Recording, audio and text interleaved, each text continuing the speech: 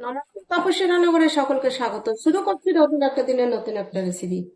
আজ আমি আপনাদের সঙ্গে শেয়ার করব মুখে লেগে থাকার মতো কচুরলতির রেসিপি। কচুরলতি আমিও অনেক রকম ভাবে খেয়েছি, আপনারাও খেয়েছেন, তবে আমার কাছে সব থেকে সেরার সাথে কচুরলতি হচ্ছে এই রেসিপিটি, হাতে মাখা কচুরলতির বাটি চচ্চড়ি। এই রেসিপিটি যেদিন তৈরি করবেন সেদিন আপনাদের মাছ মাংস সাইডে ফেলে রেখে এটা দিয়ে ভাত খেয়ে নেবেন। যারা কচুরলতি খেতে পছন্দ করে না তাদের একবার করে খাইয়ে দেখুন, তারা কচুরলতিটাকে দিয়েই ভাত খেয়ে নেবে। মাছ মাংস সেই দিন আর বলবে না যে মাছ মাংস দিয়ে খাবো।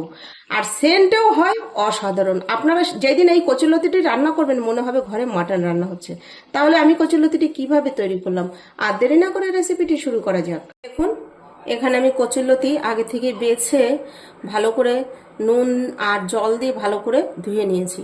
আমি যখনই কচুরলতি রান্না করি এরকম নুন জল দিয়ে একটু ধুয়ে নিই, তাহলে কি হয় যে কচুরলতি রান্না করলে অনেক সময় দেখবেন লোদ লোদ বা লেতলেতে একটা যে ভাবটা হয় সেটা কিন্তু হবে না। আমি কচুরলতি বাছাটা আর দেখালাম না, আমি বেছে নিয়ে তারপরেই এসেছি রান্নার এখানে। কচুরলতিটা আমার এখানে পরিমাণে 500 গ্রাম আছে, সেটা বেছে ফুটে এই লতিটা বেরিয়েছে। এবার বেছে ভালো করে নুন জল দিয়ে পরিষ্কার করে ধুয়ে নিয়েছি। এবার এটাকে ম্যারিনেট করব। ম্যারিনেট করার জন্য এখানে একটা বাটি নিয়েছি, আমি এই বাটিটার মধ্যেই রান্না করব। তার জন্য এই বাটির মধ্যে দেখুন মাঝের এসেছে দুটো পেঁয়াজ আমি এরকম সরু করে কেটে নিয়েছি, দিয়ে দিচ্ছি ভর্তি ভর্তি 2 টেবিল চামচ রসুন বাটা। তবে রসুনটা একদম মিহি করে বাটা যাবে না, এরকম একটু দরদরা করে বেটে নিতে হবে। 1 চা চামচ জিরে গুঁড়ো, 1 চা চামচ ধনে গুঁড়ো, দিয়ে দিচ্ছি 1 চা চামচ কাশ্মীরি লঙ্কার গুঁড়ো, পরিমাণ মতো হলুদ, সামান্য একটু চিনি, পরিমাণ মতো নুন, দিয়ে দিচ্ছি 2 টেবিল চামচ কাঁচা সর্ষের তেল। সব কিছু দিয়ে এবার দেখুন আমি ভালো করে হাতে করে মেখে নিচ্ছি। এরকম করে কচুরলতি বানালে যারা কচুরলতি খেতে পছন্দ করে না তারাও মাছ মাংস সাইডে রেখে এই কচুরলতি দিয়েই কিন্তু ভাত খেয়ে নেবে।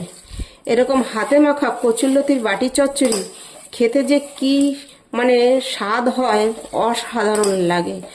বন্ধুরা, আপনারা তো অনেক রকমভাবেই কচুরলতি রান্না করে খেয়েছেন।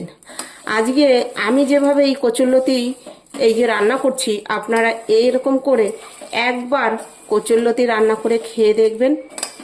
আমি কথা দিচ্ছি যে ভীষণ ভালো লাগবে, ভীষণ ভালো লাগবে। এইভাবে কচুরলতি রান্না করে খেলে এর স্বাদ জাস্ট মুখে লেগে থাকবে। এবার এই মশলা দিয়ে পেঁয়াজটাকে এত সুন্দর করে মেখে নিতে হবে পেঁয়াজটার থেকে যতক্ষণ জল ছেড়ে না আসছে। মশলাটা আমি ভালো করে মেখে নিয়েছি। দেখুন আমি একটা বাটি চেঞ্জ করে নিয়েছি, ওই বাটিটার মধ্যে ভালোভাবে দেখা যাচ্ছিল না বলে এই বাটিটা নিয়েছি, এতে আপনাদের দেখতেও সুবিধা হবে, বুঝতেও সুবিধা হবে। এবার দেখুন দিয়ে দিচ্ছি কচুরলতিগুলো। এরকম করে কচুরলতি করে গরম গরম ভাতের সঙ্গে পরিবেশন করুন, আপনারা আঙুল চেটে খাবেন। মাছ মাংস লাগবে না, মাছ মাংস রান্না করলেও সাইডে রেখে দিয়েই কিন্তু আপনারা এই কচুরলতি দিয়েই ভাত খেয়ে উঠে যাবেন। এবার ভালো করে এই মশলার সঙ্গে কচুরলতি দিয়ে মেখে নিতে হবে যতক্ষণ কচুরলতিটা ভালোভাবে নরম হয়ে না আসছে। দেখুন আমি ভালো করে মেখে নিয়েছি 3 থেকে 4 মিনিট। দেখেছেন কচুরলতিটা কতটা নরম হয়ে কমে গিয়েছে। দেখুন বাটি বসিয়ে দিয়েছি, যে বাটিতে বাটি চচ্চড়ি তৈরি করব। এবার এই বাটির মধ্যে দিয়ে দিচ্ছি বেশ কিছুটা তেল। এই কচুরলতিটা যদি একটু তেলের পরিমাণ বেশি দিয়ে রান্না করা হয় তাহলে বন্ধুরা খেতে বেশি ভালো লাগে। ফোড়নে দিয়ে দিচ্ছি গোটা জিরে। এবার দিয়ে দেবো ম্যারিনেট করা কচুরলতি।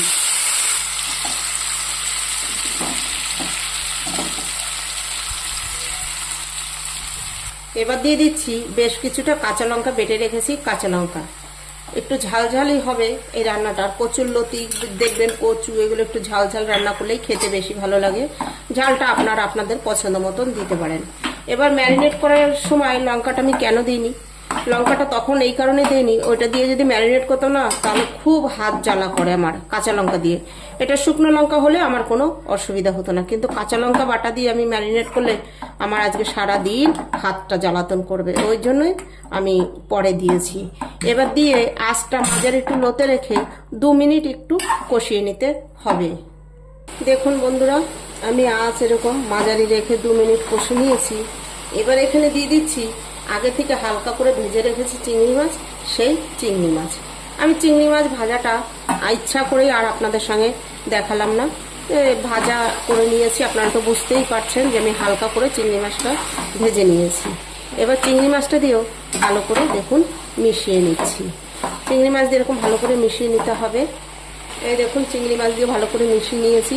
আর চিংড়ি মাছটা যদি প্রথমেই খুব ভালো করে ভেজে নেওয়া হয় সেই ক্ষেত্রে কিন্তু চিংড়ি মাছটা শক্ত হয়ে যাবে, সেই জন্য হালকা করে ভেজে নিতে হবে।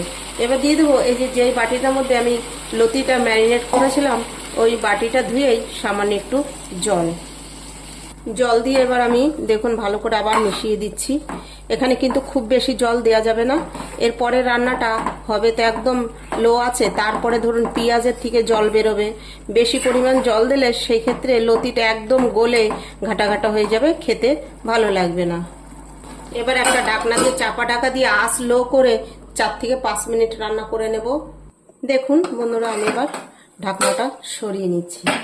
দেখেছেন কত সুন্দর হয়েছে কালারটা। একদম কচুরলতি কিন্তু রান্না কমপ্লিট। আমি আপনাদের এখান থেকে একটা কচুরলতি তুলে দেখিয়ে দিচ্ছি যে কচুরলতি সিদ্ধ হয়ে গিয়েছে, কিন্তু কচুরলতিগুলো দেখুন গোটা গোটা আছে। আর এইরকম তেল ছেড়ে আসলেই বুঝতে পারবেন যে কচুরলতি রান্না কমপ্লিট।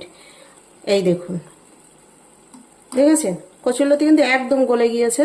অবশ্য গলে কিন্তু ঘেটে যায়নি, কিন্তু কচুরলতি গোটা গোটাই থাকবে, কচুরলতি রান্না হয়ে যাবে।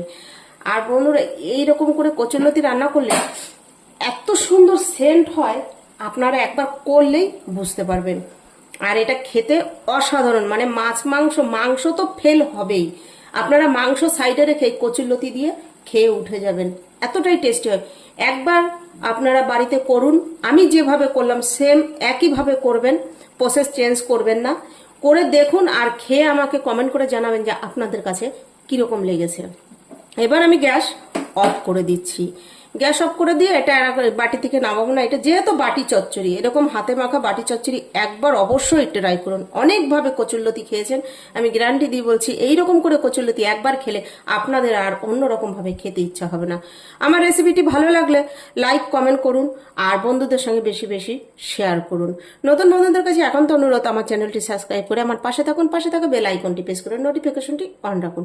যখনই আমি এরকম নিত্য নতুন ভিডিও আপলোড করব পৌঁছে যাবে সবার আগে আপনাদের কাছে। আজ ভিডিওটি এখানেই শেষ করছি, ফিরে আসবো নতুন একটা দিনের নতুন একটা রেসিপি নিয়ে।